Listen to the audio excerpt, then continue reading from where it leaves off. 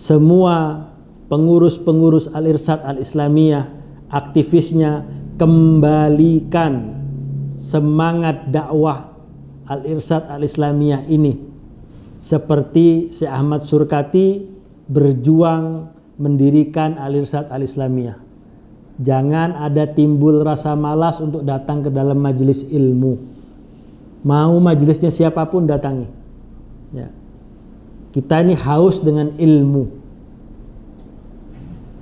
Kita haus dengan ilmu. Kita harus semangat seperti Syekh Ahmad Surkati semangat dalam membangun peran-peran di dalam Al-Irsyad Al-Islamiyah ini, dan kontribusi yang nyata dari Syekh Ahmad Surkati membangun peradaban bagi kemajuan bangsa.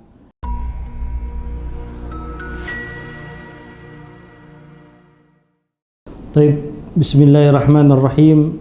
Assalamualaikum warahmatullahi wabarakatuh.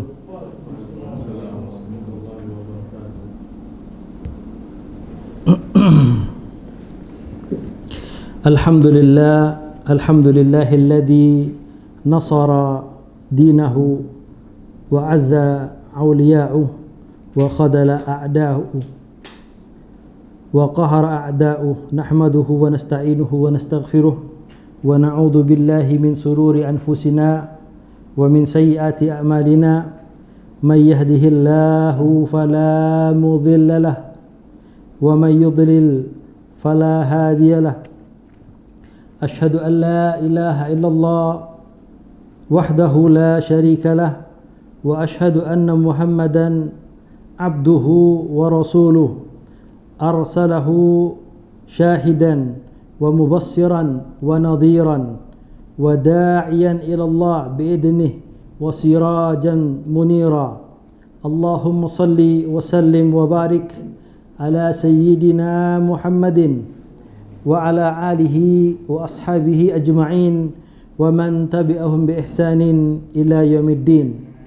Amma ba'd, fa ya ibadallah, usikum wa iyaya awwala bitaqwallahi azza wa jal, fattaqullaha haqqa tuqatih wa la tamutunna illa wa antum muslimun, wa'lamu anna nasrallahi at wa anna dinallahi ghalib wa la yaghlibuhu ahad wa anna al-haq a'la wa la yu'la alayh wa in karihal kafirun wal munafiqun. Jamaah yang dirahmati oleh Allah Subhanahu wa ta'ala, alhamdulillah, kita panjatkan puja dan puji syukur kita kepada Allah Tabaraka wa ta'ala yang telah memberikan kita nikmat kesehatan, nikmat iman, dan serta nikmat-nikmat yang lain yang tidak dapat kita hitung satu persatu. Sehingga Allah Subhanahu wa ta'ala memberikan kesempatan kita hadir di dalam majelis zikir, majelis ilmu yang insya Allah penuh berkah dan diberikan ampunan maghfirah oleh Allah Subhanahu wa ta'ala, ya, dan dinaungi oleh para malaikat yang bertebaran di bumi Allah Subhanahu wa ta'ala.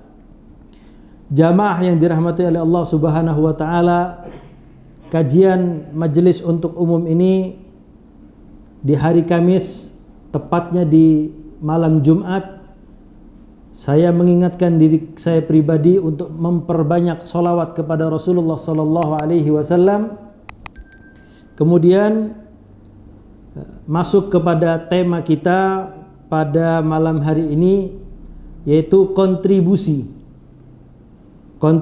Al-Irsyad Al-Islamiyah dalam membangun peradaban untuk persatuan.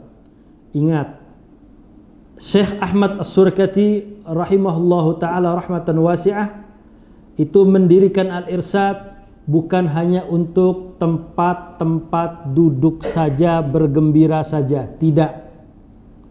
Syekh Ahmad As-Surkati mendirikan Al-Irsyad Al-Islamiyah itu bukan hanya untuk kalangan Arab saja. Syekh Ahmad As-Surkati mendirikan Al-Irsyad Al-Islamiyah bukan hanya karena sakit hati. Ya, akan tetapi Syekh Ahmad As-Surkati mendirikan organisasi Islam yaitu Al-Irsad Al-Islamiyah itu untuk membangun peradaban, untuk persatuan umat. Jadi tujuan utama Syekh Ahmad As-Surkati mendirikan organisasi Al-Irsad Al-Islamiyah adalah membangun peradaban untuk persatuan dan tentu saja kemajuan bangsa Indonesia. Mengapa? Karena pada saat itu tidak ada persatuan kaum muslimin. Karena pada saat itu kemajuan tidak ada. Nanti kita akan bahas satu persatu. Dijajah oleh Belanda, semuanya didiskriminasi. Kaum pribumi tidak boleh bersekolah. Benar kan? Yang boleh sekolah itu hanya orang-orang atau anak-anaknya kaum apa kalau istilahnya zaman dulu orang yang derajatnya tinggi itu priai ya. Tapi anak-anaknya orang-orang yang miskin itu tidak boleh bersekolah. Syekh Ahmad As-Surkati mendobrak ya, menabrak agenda Belanda seperti itu dengan sistem pendidikan dan persatuan Islam. Di bawah apa? Di bawah kalimat La ilaha illallah Muhammadur Rasulullah. Kemudian jamaah yang dirahmati oleh Allah Subhanahu wa taala, berbicara tentang ini, saya sudah menyusun beberapa, saya ambil dari artikel-artikel yang ada sedikit bahasa Belandanya. Mungkin ada yang bisa bahasa Belanda di sini ya. Ada yang bisa bahasa Belanda. Ya. Kalau saya bisa, cuma bisa bilang Nederland. Ya, Nederland. Ya. Ya, kalau bahasa Belanda kita nggak bisa. Bisanya cuma handuk. Ya, handuk bahasa Belandanya anduk juga. Hah? Verboden, iya. Iya, oh, itu jangan disebut itu. Ya, saya juga ngerti itu. Ya, untuk pertama kalinya Al-Irsad Al-Islamiyah sudah kita ketahui secara umum dan ma'ruf. Ya, didirikan pada 6 September 1914. Kalau Nahdlatul Ulama didirikan tahun berapa?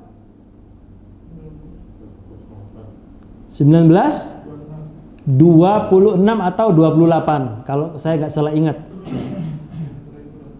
Ya, berarti Al-Irsad Al-Islamiyah ini adalah organisasi pertama yang didirikan di dalam Indonesia oleh Syekh Ahmad Surkati, berdarah-darah perjuangan beliau. Kemudian ide dan pemikiran tentang konsep-konsep yang sudah ditanamkan oleh Syekh Ahmad Surkati ini nggak main-main.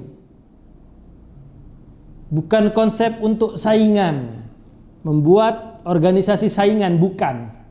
Ini lillah, untuk Allah Subhanahu wa taala.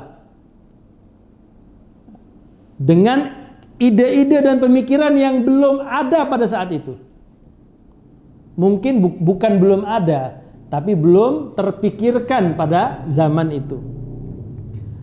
Kita akan membahas konsep al-musawah. Al-musawah menjadi salah satu jargon. Tahu jargon? Slogan. Slogannya yang selalu diulang-ulang. Al-musawah, karena ingin menentang penjajahan Belanda yang memberikan kelas-kelas tertentu. Oh, orang Belanda kelasnya nomor 1. Yang kelas nomor 2 itu ada mungkin orang-orang yang sudah kaya raya. Yang kelas miskin-miskin itu ingin dihapus semuanya. Menjadi al-musawah. Menjadi salah satu jargon yang paling terkenal pada saat itu, yang diperjuangkan dalam dakwah yang diusung oleh Syekh Ahmad As-Surkati. konsep ide pemikiran al-musawa adalah buah pemikiran Syekh Ahmad Surkati rahimahullah, pendiri Al-Irsyad Al-Islamiyah ini, dalam kerangka tajdid, pembaharuan. Karena sebelumnya belum ada.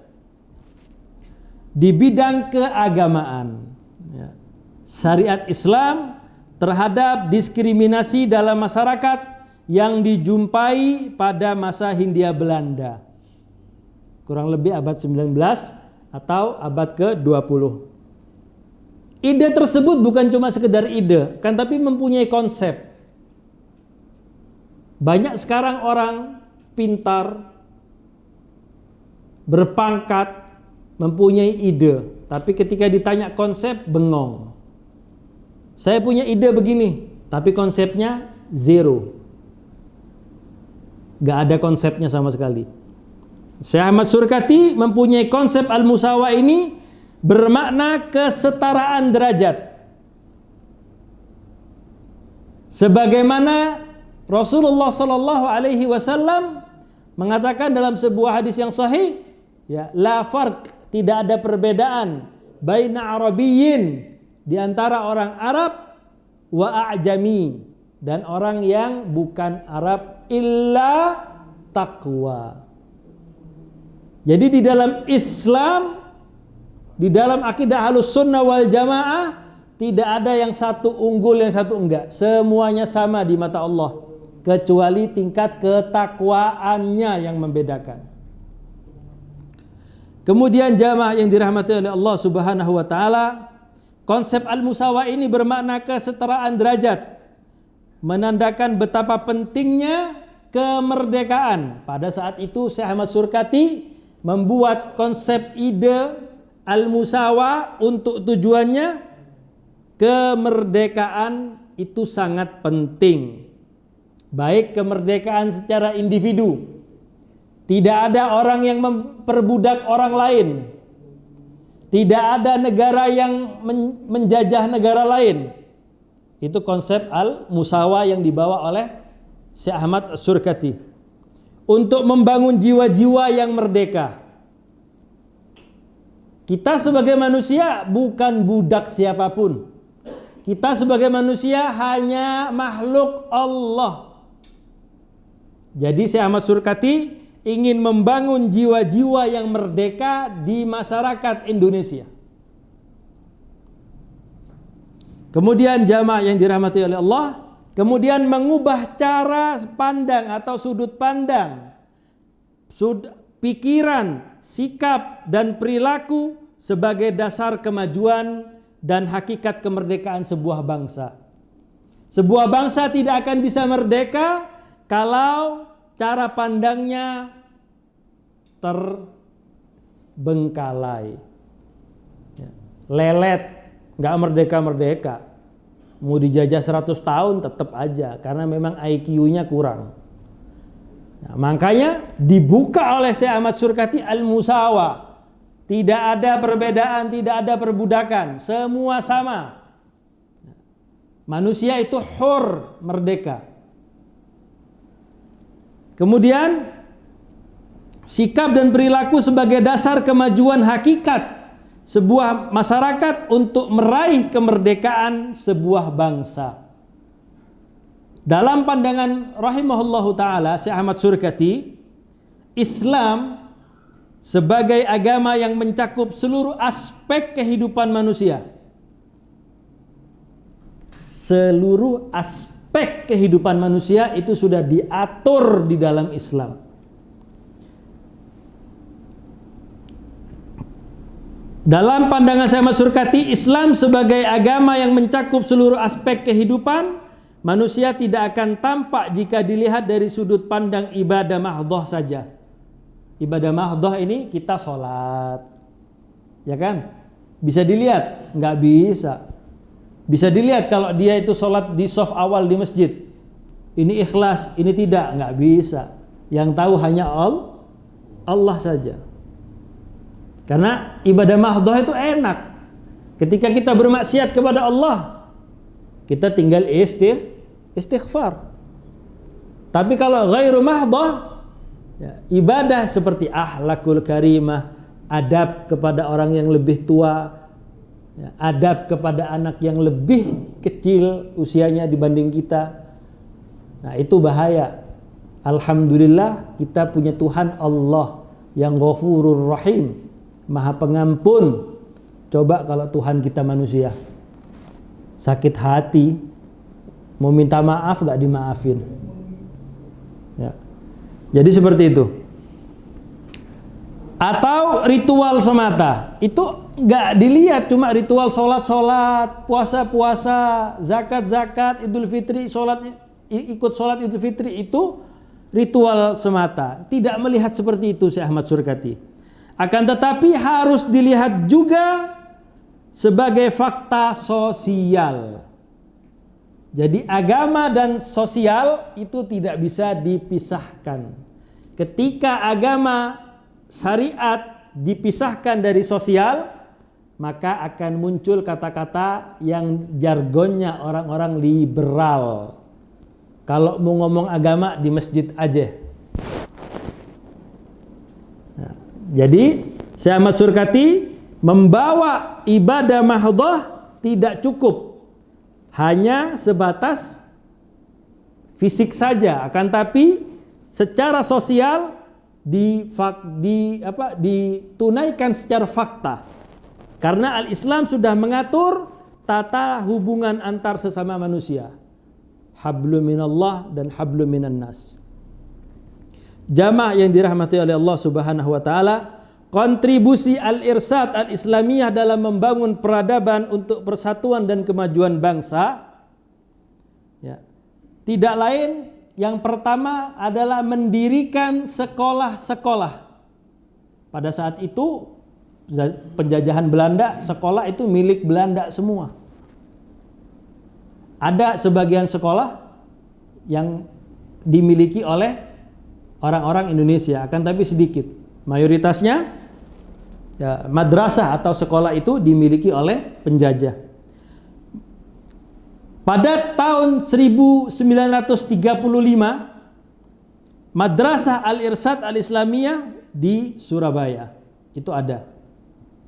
Peran Al-Irsad Al-Islamiyah sebagai himayatul ummah, artinya penjaga umat, dan sadiqul hukumah, teman atau partner pemerintah. Karena di ART Al-Irsad Al-Islamiyah itu tidak berpolitik, betul kan? Tapi sebagai teman saja. Jadi ketika ada pemerintah salah, dinasehati. Kemudian tetap dan akan konsisten menjaga keutuhan umat dan bangsa. Perhatikan kalimat ini. Tetap dan akan konsisten dalam menjaga keutuhan umat dan bangsa. Kalau kita bicara umat, pasti yang ada di benak pikiran kita adalah umat Islam. Kalau bangsa berarti bangsa Indonesia yang Bhinneka Tunggal Ika. Jadi Syekh Ahmad Surkati itu tetap menjaga dan akan konsisten menjaga keutuhan umat. Jangan sampai umat ini berpecah belah, apalagi sesama kaum muslimin. Jadi kalau ada orang yang mengaku sebagai Al-Irsad, pengikut Syekh Ahmad Surkati, kerjaannya setiap hari, setiap minggu, setiap bulan memecah belah umat, ini sudah keluar dari konsep al-musawah tadi. Kemudian jamaah yang dirahmati oleh Allah Subhanahu wa taala, untuk pertama kalinya Al-Irsad Al-Islamiyah sudah ma'ruf didirikan 16 September 1914. Sekarang sudah 100 berapa tahun? Ke 2025? Hah?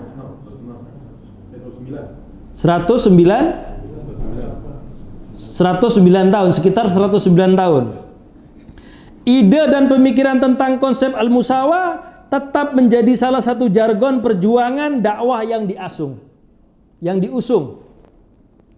Buktinya banyak pengurus-pengurus Al-Irsyad Al-Islamiyah itu bukan dari kalangan non-Arab.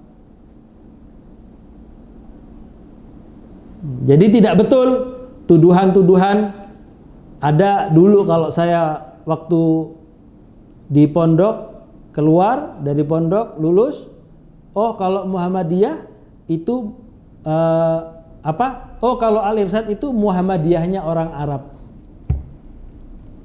Kalau Muhammadiyah itu Al-Irsyadnya orang Indonesia. Ya, ini perkataan-perkataan yang nggak seharusnya dikatakan sebenarnya. Karena nanti kita akan bahas juga beberapa orang-orang asli Indonesia yang lulusan Al-Irsyad yang berkompeten memajukan bangsa, mempunyai nilai di negara Indonesia. Al-Musawa adalah buah pemikiran Syekh Ahmad Surkati. Itu adalah konsep yang sangat luar biasa. Jamaah yang dirahmati oleh Allah Subhanahu wa taala, akan tetapi Waalaikumsalam warahmatullahi wabarakatuh. Akan tetapi harus dilihat pula sebagai fakta sosial. Perkembangan kehidupan sosial yang didasarkan pada ajaran agama inilah yang menjadi cikal bakal lahirnya Al-Irsyad Al-Islamiyah.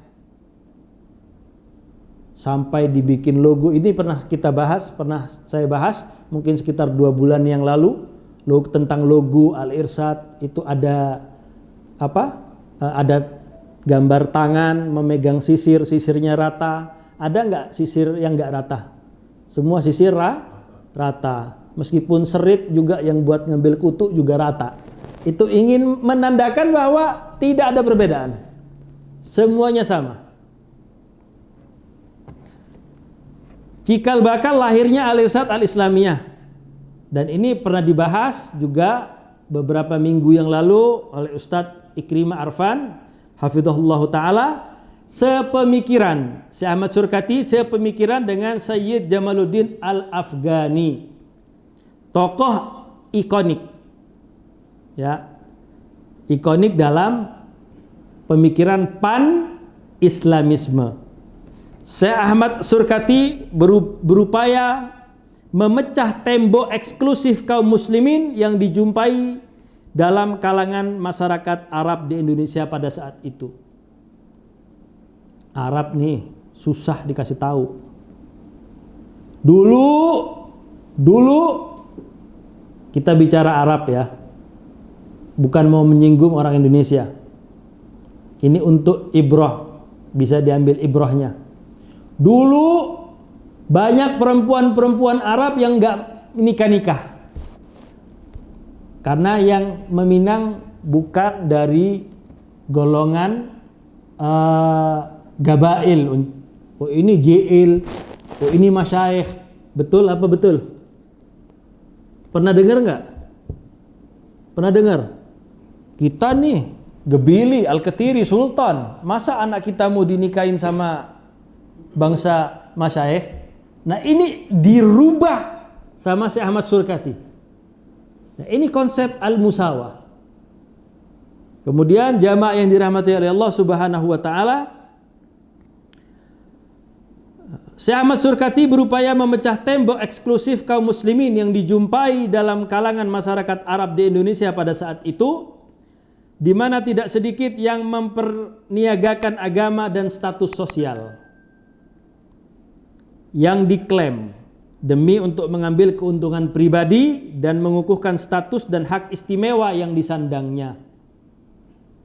Syekh Ahmad Surkati juga sangat membenci penjajahan dan tidak mau umat Islam di Indonesia diperbudak oleh orang-orang Belanda, serta berupaya mengubah kondisi itu dengan menanamkan kesadaran bahwasannya segenap umat ini harus sadar tentang bahayanya penjajahan, baik penjajahan secara langsung ataupun penjajahan pola pikir.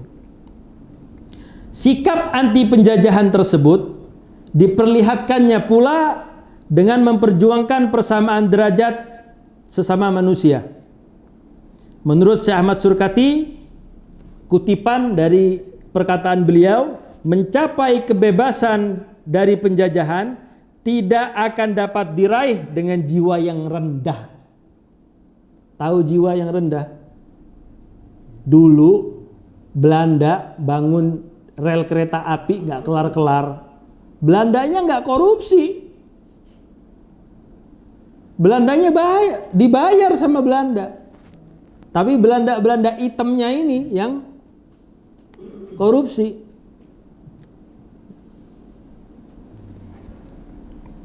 Itu jiwa yang rendah. Selama ada jiwa yang rendah, tidak akan ada negara ataupun siapapun yang akan merdeka. Contoh, kita lihat saudara-saudara kita di Palestina. Mereka dibantai, diapakan saja oleh Zionis.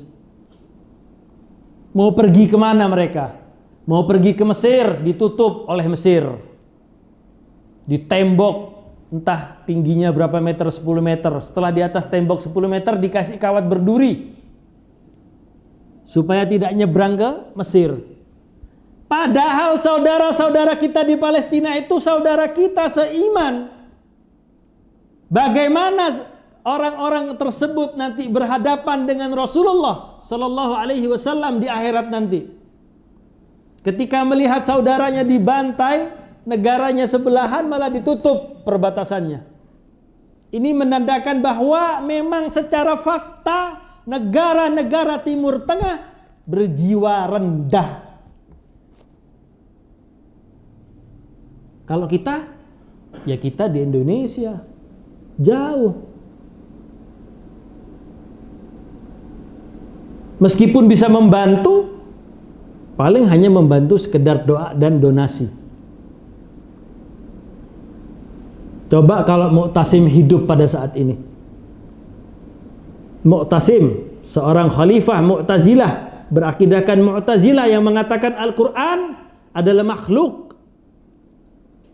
Dia mendengar seorang perempuan ya, dilecehkan, teriak, wa Mu'tasima. Ada orang yang mendengar, disampaikan ke Mu'tasim, Khalifah Abbasiyah. Ini seorang Mu'tazilah yang mengatakan Al-Quran itu makhluk, bukan kalamullah. Reaksinya apa? Apakah Mu'tasim itu bangun tembok supaya ini orang-orang kafir itu tidak menyerangnya? Tidak. Mu'tasim menjawab, labbaiki ya ukhta.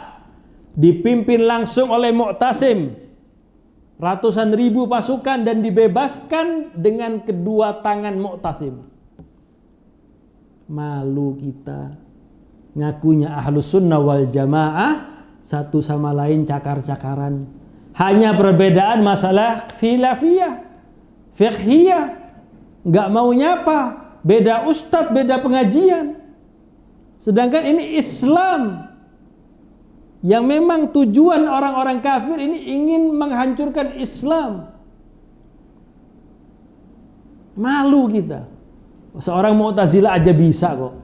Apalagi kita yang keluar ahlus sunnah wal jamaah.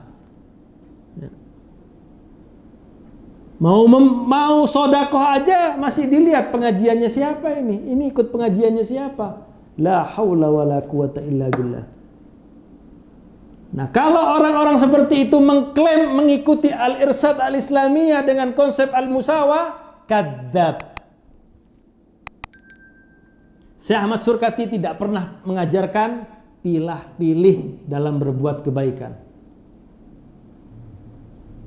Jamaah yang dirahmati oleh Allah Subhanahu wa taala, masih dalam abad ke-20 saat di mana tengah tumbuh suburnya sikap patriotisme dan nasionalisme mulai tumbuh rakyat Indonesia sebagai respon terhadap diskriminasi dan kontrol politik yang sangat ketat dari pemerintah kolonial Belanda dalam waktu yang hampir bersamaan sejak kedatangan Syekh Ahmad Surkati. Datangnya tahun berapa Syekh Ahmad Surkati, di bulan apa? Yang bisa jawab dapat hadiah umroh. Nah, Tapi bayar sendiri ya. Oktober 1911. Dan lahir 3 tahun kemudian Al-Irsyad Al-Islamiyah dianggap sebagai start point adanya kesadaran umat Islam Indonesia tentang perlunya berorganisasi dan perjuangan umat dalam bentuk kebersamaan. Saya tanya, pada saat itu 1914 sampai era kemerdekaan, di sini di kutipan yang saya kutip ini, perjuangan umat Islam dalam bentuk kebersamaan. Berarti kan bersama-sama, bersatu. Melawan siapa? Penjajah, orang-orang kafirin. Untungnya pada saat itu nggak ada orang-orang seperti sekarang. Mau bersatu ditanya manhajnya apa? Oh, kalau sesama manhaj kita ayo saling bantu. Kalau manhajnya beda nggak dibantu.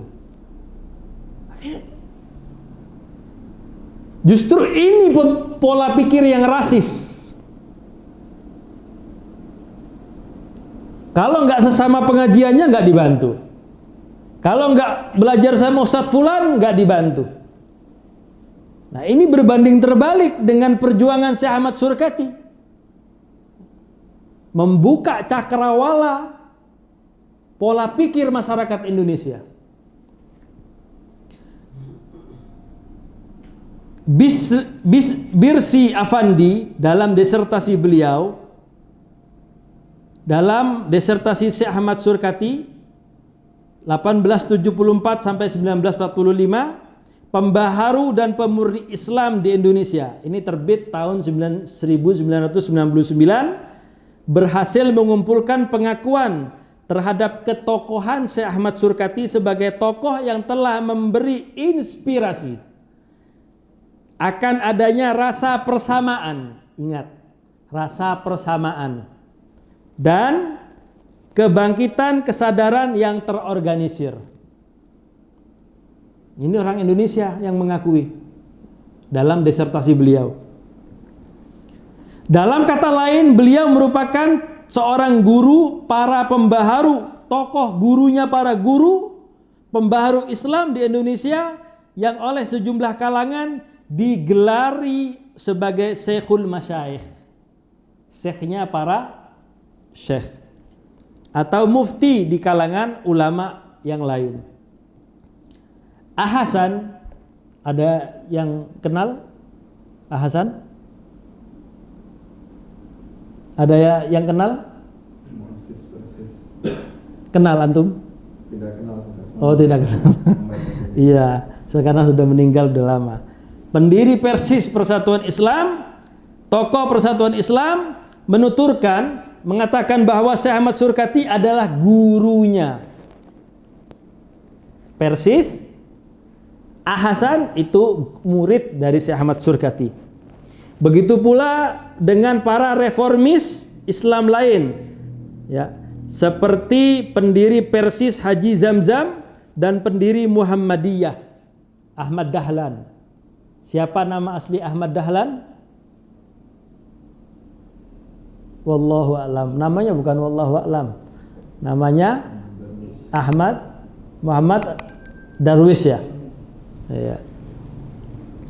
Mereka adalah sahabat sekaligus murid dari prinsip-prinsip dan pemikiran-pemikiran Syekh Ahmad Surkati. Gagasan pertama dalam membangun kebersamaan. Ingat, Syekh Ahmad Surkati selalu membangun kebersamaan. Meskipun Persis dan Al-Irsyad secara fikih, secara khilafnya masih ada yang berbeda kan. Akan tapi mereka membangun kebersamaan yang telah dimainkan oleh Syekh Ahmad Surkati sebagai tokoh sentral Al-Irsyad. Turut diprakarsainya penyelenggaraan Al-Islam Kongres di kota Cirebon pada tahun 1922. Bahkan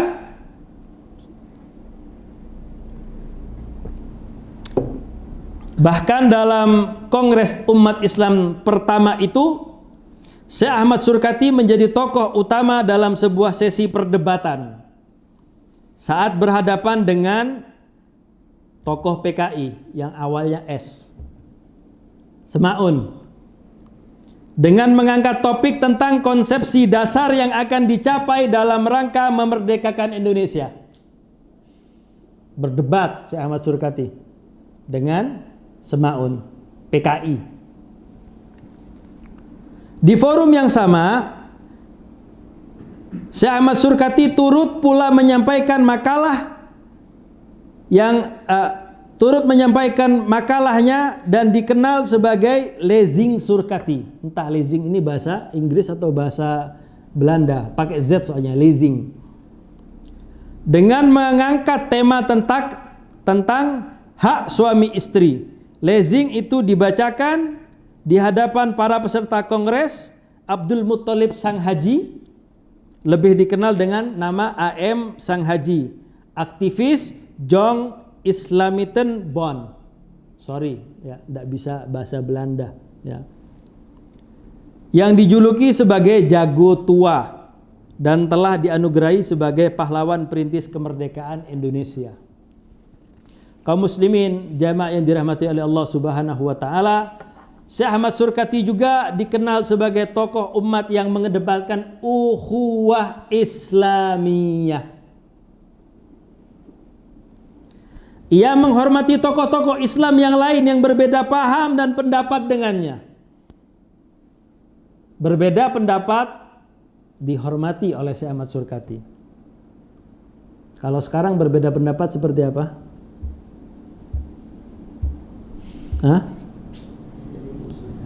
Jadikan musuh. Dijadikan musuh. Belum tentu juga kita masuk surga, dia masuk surga. Gak ada yang pasti surganya. Yang beda dijadikan musuh semua. Ini bahaya gitu. Mengedepankan ukhuwah Islamiyah, menghormati tokoh-tokoh Islam yang berbeda paham dan pendapat dengannya, dan tetap mengedepankan kesantunan sebagai modal menjalin ukhuwah. Artinya tetap santun, adab didahulukan. Maka ia pun menyponsori pelaksanaan forum diskusi di Surabaya pada tahun 1929 yang melibatkan para ulama tradisional dan ulama reformis. Forum ini bertujuan untuk menjalin hubungan yang baik di antara kedua kelompok. Coba kalau sekarang seperti ini kan enak. Ya, nggak ada orang saling musuh.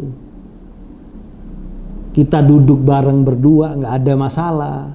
Seperti yang dicontohkan Syekh Ahmad Surkati di Kongres Diskusi di Surabaya tahun 1929. Di forum itu juga Syekh Ahmad Surkati bertemu dengan Kiai Haji Hadratus Syekh Hasim Asy'ari rahimahullahu taala, muassis Nahdlatul Ulama.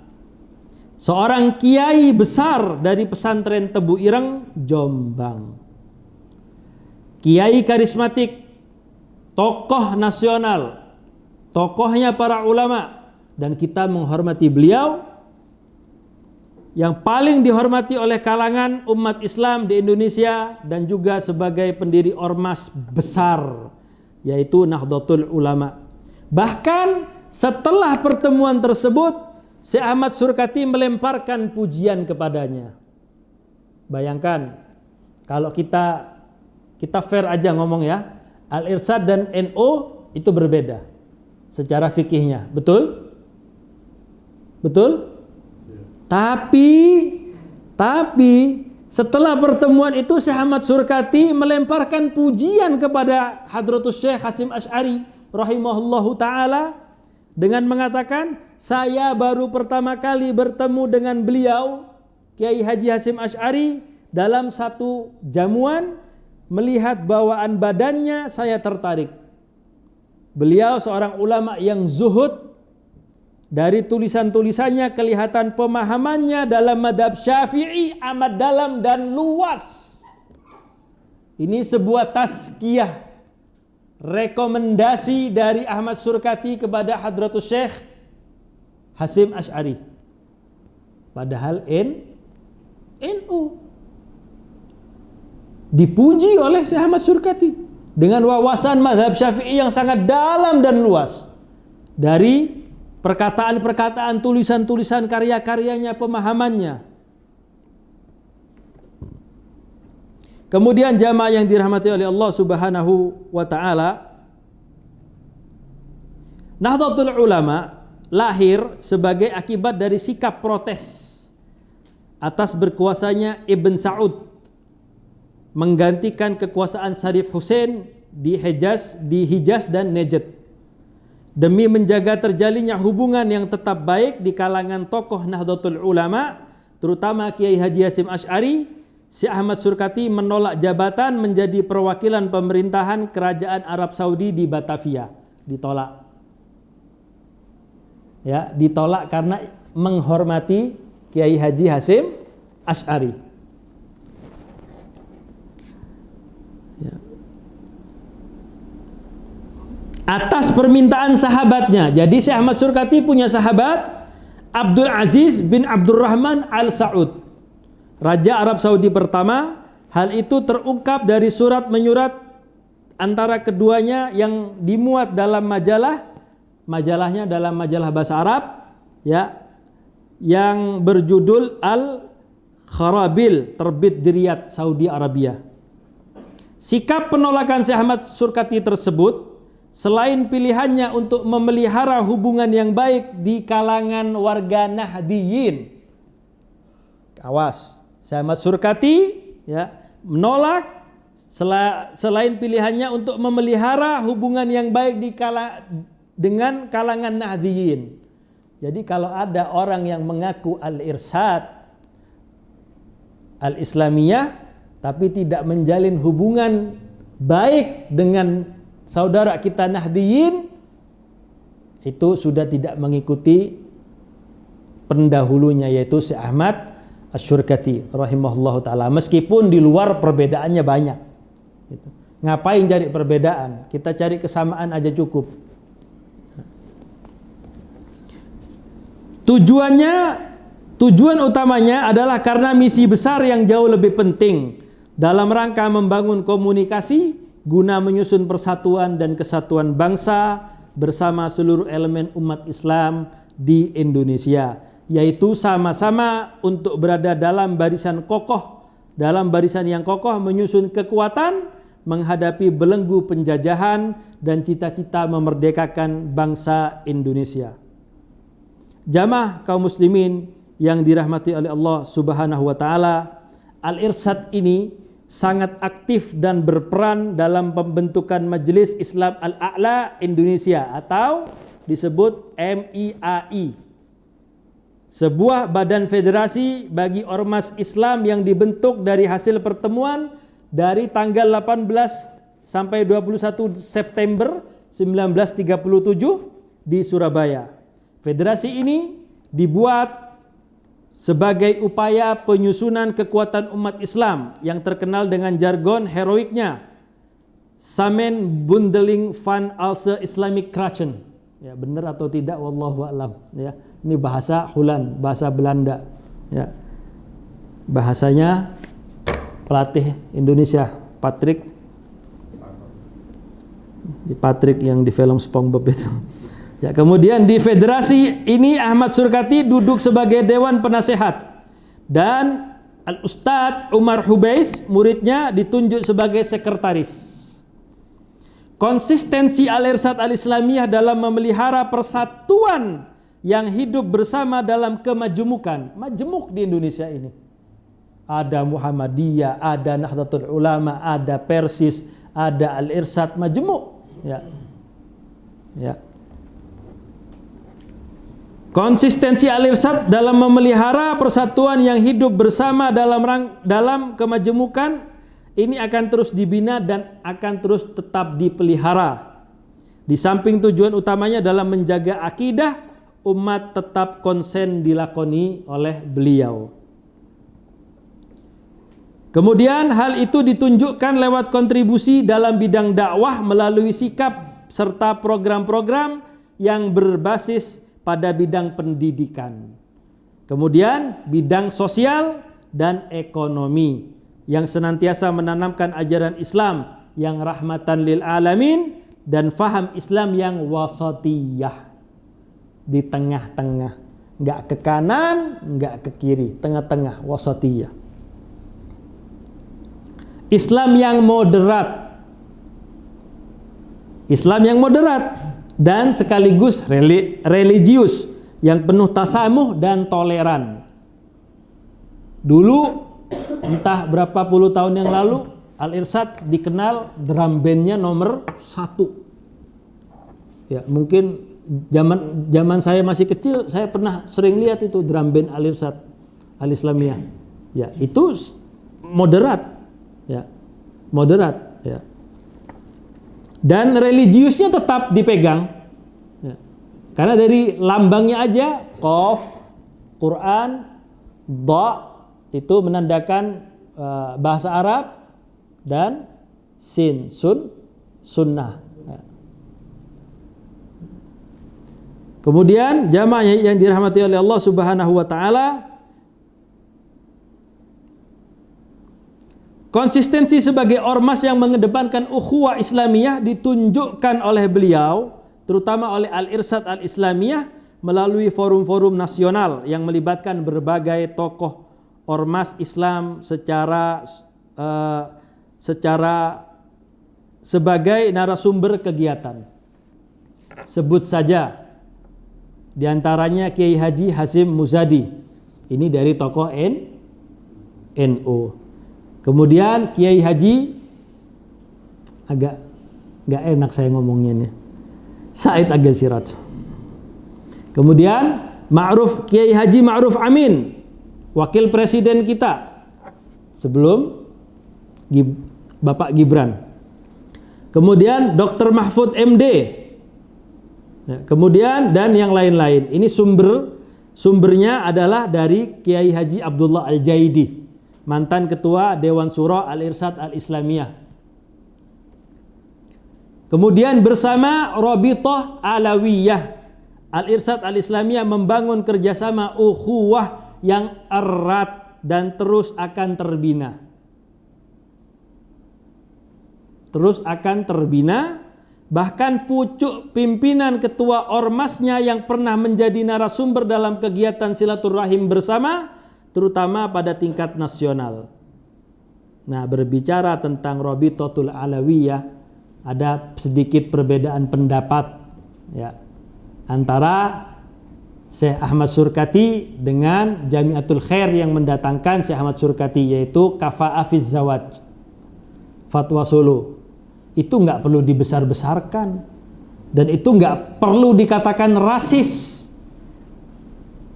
Seorang syarifah nggak boleh nikah kecuali dengan sayyid. Yang mengatakan, oh itu rasis, itu nggak belajar usul fikih. Suruh datang ke majelis taklim, ya, biar terbuka wawasannya bahwa di dalam ilmu fikih itu ada konsep kafaah, setara.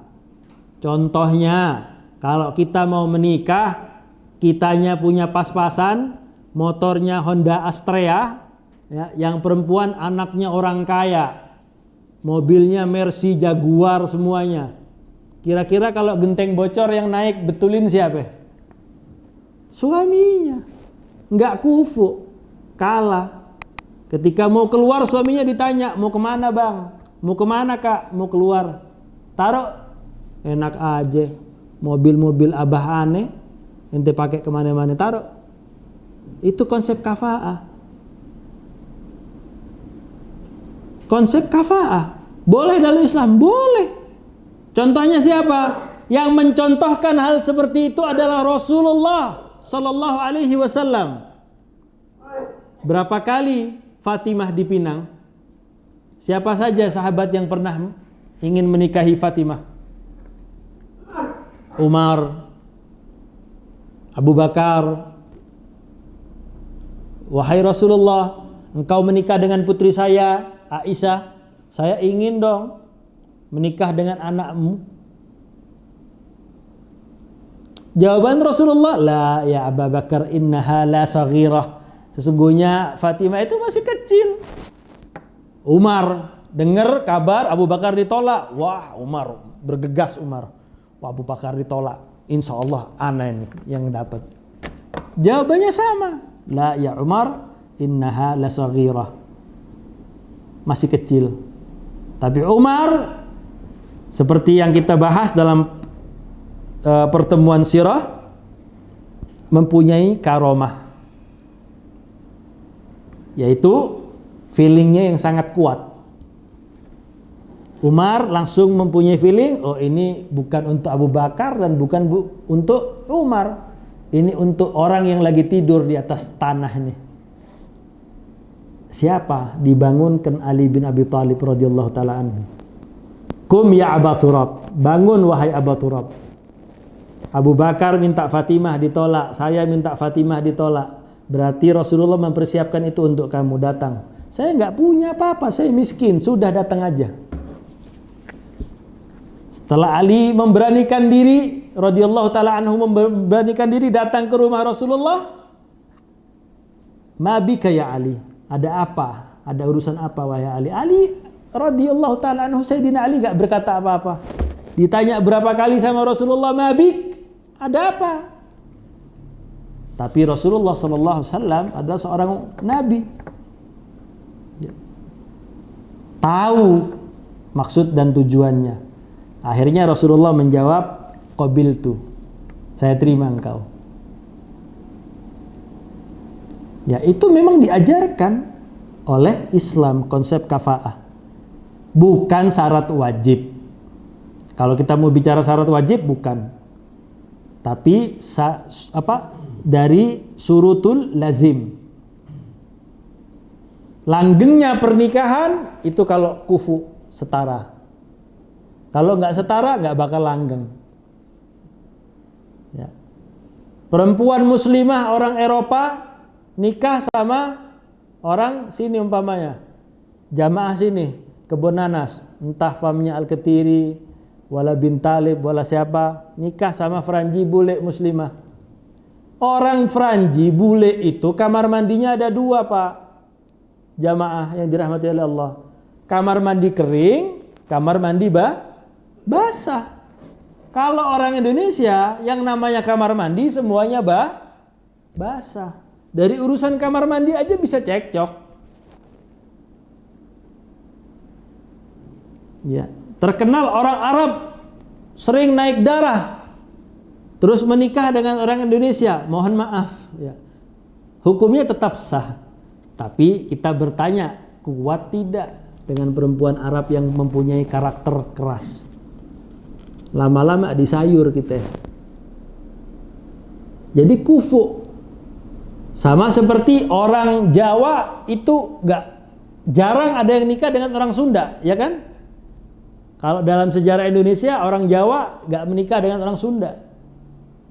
Yaitu kembali lagi ke konsep kafaah. Bukan rasis. Jauh. Jadi tuduhan-tuduhan seperti itu tuh tuduhan-tuduhan yang hanya dilontarkan oleh orang yang akal pikirannya itu nggak nalar. Kenapa nggak nalar? Itu pasti ada sebab. Karena jarang ikut majelis taklim, nggak ikut pelajaran fikih. Ya. Jadi seperti itu. Itu bukan rasis. Dan itu hak juga sebagai walinya. Mau diterima, mau ditolak, itu haknya siapa? Haknya walinya. Jamaah yang dirahmati oleh Allah Subhanahu wa ta'ala. Kemudian itulah konsep al-musawa. Kemudian jamaah yang dirahmati oleh Allah, peran sosial dan politik. Ini sudah terjadinya kontribusi diskusi dengan Semaun, kemudian kontribusi dalam MIAI tahun 1937, Federasi Ormas Islam pra kemerdekaan, ya. Al-Irsyad mengusung slogan Samenbundeling van alle Islamic krachten, ya. Artinya penyatuan seluruh kekuatan Islam. Yang keempat, strategi ukhuwah, persatuan di tengah perbedaan. Syekh Ahmad Surkati menghormati tokoh-tokoh yang berbeda madhab seperti Kiai Haji Hasyim Asy'ari tahun 1929, dialog dengan ulama-ulama tradisional, semangat toleransi dan kerjasama, menolak jabatan wakil pemerintah Arab Saudi agar tetap menjaga persatuan umat Islam Indonesia. Prinsip ini, ukhuwah Islamiyah ini lebih utama dari jabatan politik luar negeri. Yang kelima, pendidikan sebagai pilar peradaban. Mendirikan madrasah-madrasah di berbagai daerah, di Surabaya, Jakarta, Solo, dan yang lainnya. Kaum muslimin yang dirahmati oleh Allah Subhanahu wa taala. Kemudian Al-Irsyad konsisten dalam modernisasi Islam, tidak berafiliasi kepada partai politik, tapi aktif dalam Majelis Ulama Indonesia. Ada perwakilannya kan Al-Irsyad di Majelis Ulama Indonesia? Ustadz Said? Ada perwakilan Al-Irsyad di MUI? Ada. Ya. Kemudian menjaga kemurnian dakwah amar ma'ruf nahi mungkar dengan cara yang bijak, nggak menyakiti, nggak menyinggung, tapi merangkul bukan memukul. Berkolaborasi dengan ormas lain seperti Nahdlatul Ulama, Persis, Muhammadiyah, Rabithah Alawiyah. Ya. Ya. Hikmahnya dan penutupnya, Al-Irsyad adalah contoh bagaimana sebuah ormas Islam mengedepankan pemikiran terbuka, toleran, dan nasionalis.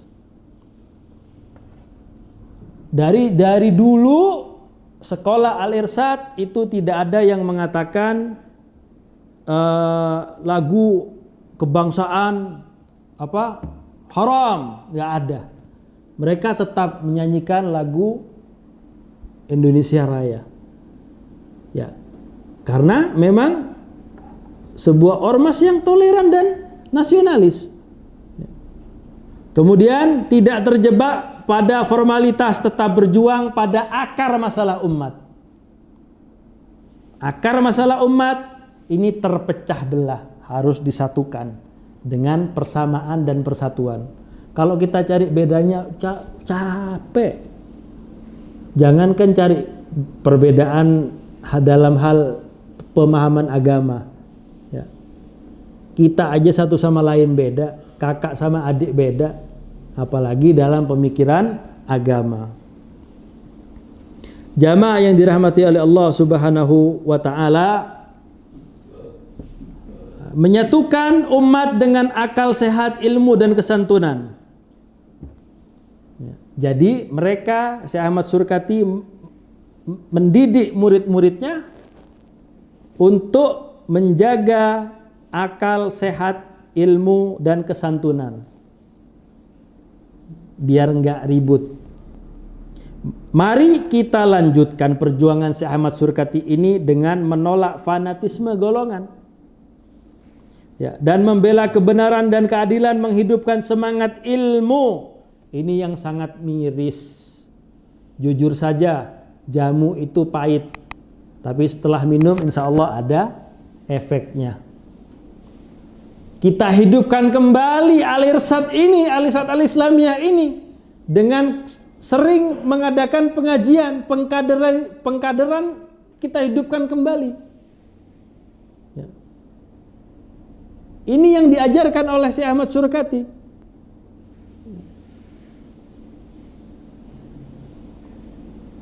Oh, saya kalau siang sibuk Ustadz kerja, nggak ada masalah. Malam datang ke majelis ilmu.